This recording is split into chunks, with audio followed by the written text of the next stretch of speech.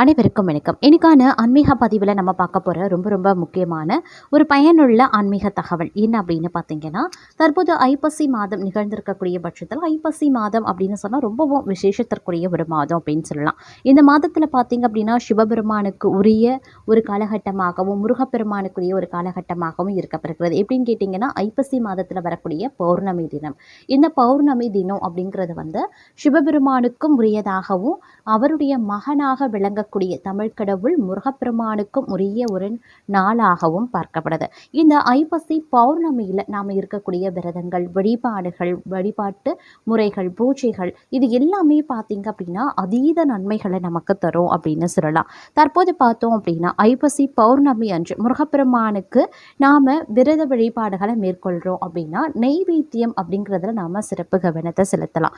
ஏன்னா முருகனுக்கு பிடித்தமான உணவுகளை வச்சு நாம் படையலிட்டு வழிபடும் போது நமக்கு அதி நன்மைகள் கிடைக்கப்பெறும். அவருடைய மனம் குளர்ந்து நமக்கு அருளாசி வழங்குவதற்கான வாய்ப்பு இருக்கிறது அப்படின்னு சொல்லலாம். தற்போது முருகப்பெருமானுக்கு எதை பற்றி வழிபட்டா வீட்டில் செல்வம் பெருகும் அப்படிங்கிறத பற்றி தான் இன்றைக்கி வீடியோவில் தெரிஞ்சுக்க போகிறோம். அது மட்டும் இல்லாமல் ஐப்பசி மாத பௌர்ணமியை பற்றி இது வரைக்கும் நீங்கள் அறிந்திடாத பல சுவாரஸ்யமான தகவல்களையும் தொடர்ந்து நாம் பார்க்க போகிறோம். ஸோ இந்த பதிவை உங்களுக்கு பல வகையில் நன்மையை ஏற்படுத்துங்க. ஸோ வீடியோவை ஸ்கிப் பண்ணாமல் கடைசி வரைக்கும் பாருங்கள். வீடியோக்குள்ளே போகிறதுக்கு முன்னாடி இது வரைக்கும் நீங்கள் நம்ம சேனலை சப்ஸ்கிரைப் பண்ணலை அப்படின்னா உடனே சப்ஸ்கிரைப் பண்ணிக்கோங்க. அப்படியே பக்கத்தில் இருக்கக்கூடிய நோட்டிஃபிகேஷனுக்கான பெல் பட்டனையும் ப்ரெஸ் பண்ணிக்கோங்க. சரி நேயர்களே, வாங்க வீடியோக்குள்ள போகலாம். ஐப்பசி மாதத்தில் வரக்கூடிய பௌர்ணமி தினமானது பல ஆன்மீக முக்கியத்துவங்களை கொண்டது. ஏன்னா இந்த காலம் குறிப்பாக சொல்லணும் அப்படின்னா சிவபெருமானுக்கு அன்னாபிஷேகம் நடைபெறும் புனித நாளாக இது கொண்டாடப்படுது. அகிலத்தின் தந்தையாக விளங்கக்கூடிய சிவபெருமானின் லிங்க திருமேனி முழுவதும் சமைத்த அன்னத்தால் முழுவதுமாக மூடப்பட்டு அபிஷேகம் செய்யப்படுவது இந்த நாளின் தனிச்சிறப்பு அப்படின்னே சொல்லலாம். இந்த அன்னாபிஷேக தரிசனம் காண்பதால் ஒரே நேரத்தில் கோடி லிங்கங்களை வழிபட்ட பலன் கிடைக்கும் அப்படிங்கிறது ஐதீகம். அபிஷேகத்திற்கு பயன்படுத்தப்பட்ட இந்த அன்னம் பிறகு பக்தர்களுக்கு பிரசாதமாக வழங்கப்படுது. மேலும் இந்த பௌர்ணமி நாளில் தான் சந்திர பகவான் தனது சாபங்களில் இருந்து விடப்பட்டு முழு பிரகாசத்துடன் பூமிக்கு மிக அருகில் அதிகபட்ச ஒளியை தருகிறார் அப்படின்னு புராணங்கள் கூறுகிறது. அறிவியல் ரீதியாகவும் சந்திரன் பூமிக்கு மிக அருகில் மிகவும் பிரகாசமாக காட்சி அளிப்பது இந்த நாளில் தான் அப்படின்னு கருதப்படுது. இத்தகைய சிறப்புமிக்க இந்த ஐப்பசி பௌர்ணமி அப்படிங்கிறது சிவனுக்கு மட்டும் இல்லாமல் முருகப்பெருமானுக்கும் மிக உகந்த நாள் அப்படின்னு சொல்லலாம். இந்த அற்புதமான நாளில் முருகப்பெருமான மனதார வழிபட்டு ஓம் சரவணபவ அப்படின்ற மந்திரத்தை உச்சரித்து வேண்டிக் கொண்டா திருமணத்தடை, குழந்தை பாக்கியம், வேலை வாய்ப்பு, வறுமை நீக்கம், நோய் நிவாரணம், மன நிம்மதி, வாழ்க்கையில உயர்நிலை, செல்வ செழிப்பு அப்படின்னு மகிழ்ச்சியான வாழ்க்கை அப்படின்னு அனைத்து விதமான நன்மைகளும் கிட்டும் அப்படிங்கிறது பக்தர்களினுடைய அசைக்க முடியாத நம்பிக்கை.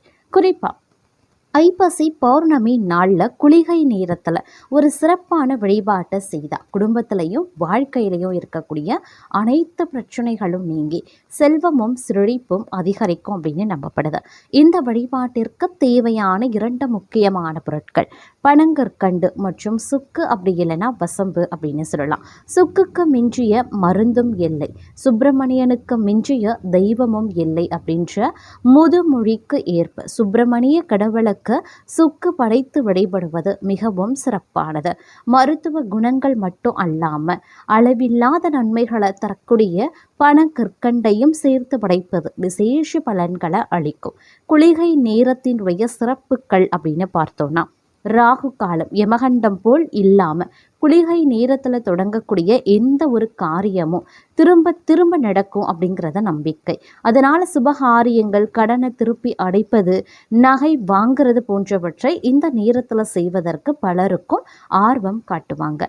அதே போல் முருகப்பெருமானின் அருள் மீண்டும் மீண்டும் கிடைத்து நன்மைகளும் செல்வங்களும் பெருகி கொண்டே இருக்க வேண்டும் என்பதற்காகவே ஐப்பசி பௌர்ணமி நாளில் குளிகை நேரத்தில் இந்த பிரத்யேக வழிபாட்டினை செய்வது மிகவும் சிறப்பு வாய்ந்தது அப்படின்னே கூட சொல்லலாம். அப்படிப்பட்ட இந்த பௌர்ணமி அப்படிங்கிறது ஐப்பசி பௌர்ணமி அப்படிங்கிறது முருகப்பெருமானுக்கு ரொம்ப ரொம்ப விசேஷத்திற்குரியதாக பார்க்கப்படுது.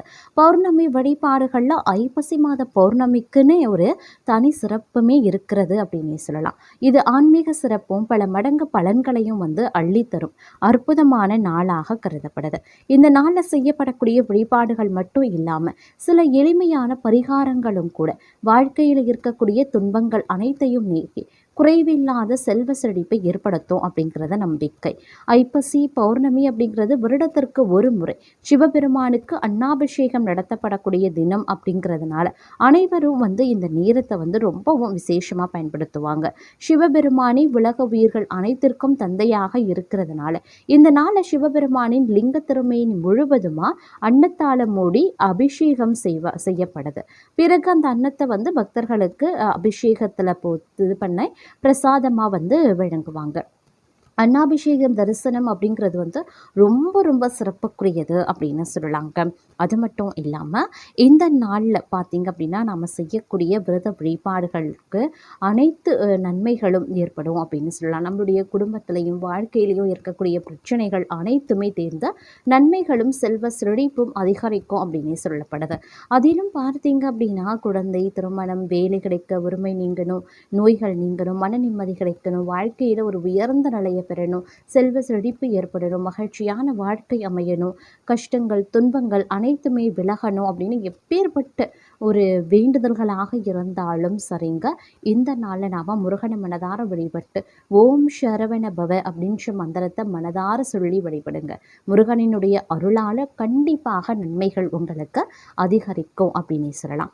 இந்த அற்புதமான ஐப்பசி பௌர்ணமி நாளில் குளிகை நேரத்தில் பார்த்திங்க அப்படின்னா பனங்கற்கண்டு, சுக்கு, அப்படி இல்லைன்னா வசம்பு கூட நாம் வச்சு வழிபடலாம். இது எல்லாமே வாங்கி வைத்து முருகனுக்கு படைத்து வழிபடுறதுனால நம்மளுடைய வாழ்க்கையில் இருக்கக்கூடிய கஷ்டங்கள் அனைத்தும் கரைந்து போய்விடும் அப்படின்னு சொல்லப்படுதுங்க.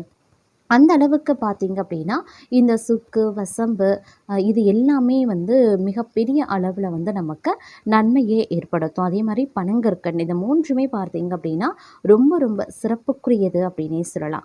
அதே மாதிரி பனக்கற்கண்டுக்கு மருத்துவ குணம் மட்டும் இல்லாமல் அளவில்லாத நன்மைகளை தரக்கூடிய குணமும் இருக்கிறதுங்க. நேரங்களில் ராகு காலம் யமகண்டம் போல் கிடையாது. குளிகை நேரம் ராகு காலம் யமகண்டத்தில் எந்த சுபகாரியங்கள் செய்கிறதையும் தவிர்ப்பாங்க. ஆனால் குளிகை காலத்தில் எந்த ஒரு காரியத்தை செய்தாலும் அது மறுபடியும் தொடர்ந்து கொண்டே இருக்கும் அப்படிங்கிறது ஐதீகம். அதனாலேயே சுப நிகழ்ச்சிகள், கடனை திருப்பி அடைக்கிறது, நகைகள் வாங்குறது போன்றவற்றை செய்வதற்கு பலரும் இந்த நேரத்தை தேர்வு செய்கிறத இன்றளவும் வழக்கமாகவே வைத்திருக்காங்க. அதே மாதிரி முருகப்பெருமானின் அருள் மீண்டும் மீண்டும் நமக்கு கிடைத்து நன்மைகள் அதிகரிக்கவும் செல்வங்கள் பெருகி கொண்டே இருக்கவும் ஐப்பசி பௌர்ணமி நாளில் குளிகை நேரத்தில் இந்த வழிபாட்டினை செய்கிறத மிகவும் சிறப்புக்குரியது அப்படின்னு சொல்லலாம்.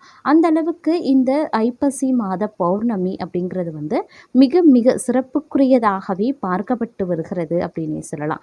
அந்த அளவுக்கு இந்த ஐப்பசி மாதத்தில் வரக்கூடிய பௌர்ணமி அப்படின்றதுக்கு மிகப்பெரிய அளவில் நன்மைகள் அடைவதற்குண்டான இது அதிகபட்சமாக இருக்கிறது அப்படின்னு தான் சொல்லணும். ஏன்னா உலகத்திலேயே பார்த்தீங்க அப்படின்னா இந்த ஐப்பசி மாதத்தில் இருக்கக்கூடிய இந்த பௌர்ணமி தினத்தில் சிவபெருமானுக்கும் சரிங்க உகந்த நாளாக பார்க்கப்படுது. ஏன்னா வருடத்தில் ஒரே ஒரு முறை நடக்கக்கூடிய அந்த அன்னாபிஷேகம் ஐப்பசி மாதத்தில் பௌர்ணமியில் மட்டும்தான் நடக்குது. இந்த அன்னாபிஷேகம் அப்படிங்கிறது ரொம்ப ரொம்ப நன்மையை ஏற்படுத்தக்கூடிய வகையில் இருக்கிறது. நாம் ஒரே ஒரு முறை இந்த அன்னாபிஷேகத்தை நம்ம பார்த்துட்டோம் அப்படின்னா நம்மளுடைய வாழ்க்கையில் இருக்கக்கூடிய அனைத்து வித துன்பங்களும் விலகி நன்மைகள் ஏற்படுவதற்குண்டான வாய்ப்புகள் அதிகபட்சமாகவே இருக்கப்பெறுகிறது அப்படின்னே கூட சொல்லலாம். அந்த வகையில் தற்போது பார்த்தீங்க அப்படின்னா இந்த அன்னாபிஷேகம் 2025 வருடத்தில் பார்க்கும் பொழுது அபிஷேகம் அதாவது பௌர்ணமி தின அபிஷேகம் அதனுடைய நேர காலம் அப்படின்னு எப்போ அப்படின்னு பார்த்தீங்கன்னா நவம்பர் மாதம் 5ஆம் தேதி புதன்கிழமை அன்று இந்த பௌர்ணமி வருகிறதுங்க. நவம்பர் மாதம் 4ஆம் தேதி செவ்வாய்க்கிழமை இரவு பார்த்தீங்கன்னா 9:45 மணிக்கு பௌர்ணமி திதி பிறக்குது. நவம்பர் மாதம் 5ஆம் தேதி புதன்கிழமை இரவு 7:30 மணிக்கு பௌர்ணமி திதி நிறைவடையுது. புதன்கிழமை காலை 10 மணி வரைக்கும் அஸ்வினி நட்சத்திரம் நட்சத்திரம் இருக்குங்க. அதற்கு பிறகு பரணி நட்சத்திரம் பிறக்குது. பெரும்பாலான கோவில்களில் மாலை நேரத்தில் தான் அன்னாபிஷேகம் நடைபெறும். ஒரு சில ஆலயங்களில் காலை நேரத்தில் நடைபெறும். தங்கள் அருகில் இருக்கக்கூடிய சிவாலயங்கள் எந்த நேரத்தில் அன்னாபிஷேகம் செய்யப்படுகிறது அப்படின்னு விசாரித்து தெரிந்து கொண்டு அதற்கு ஏற்றவாறு நீங்கள் கோவில் தரிசனத்தை மேற்கொண்டீங்க அப்படின்னா ரொம்ப நல்லது அப்படின்னு சொல்லலாம். அது மட்டும் இல்லாமல் இந்த நேரத்தில் முருகப்பெருமானுக்குரிய வழிபாடுகளையும் குளிகை நேரத்தில் நீங்கள் இந்த அன்னங்களை வைத்து நீங்கள் வழிபடக்கூடிய பட்சத்தில் மிகச்சிறப்புக்குரிய பலன்களை உங்களால் அடைய முடியும் அப்படின்னு தாங்க சொல்லணும்.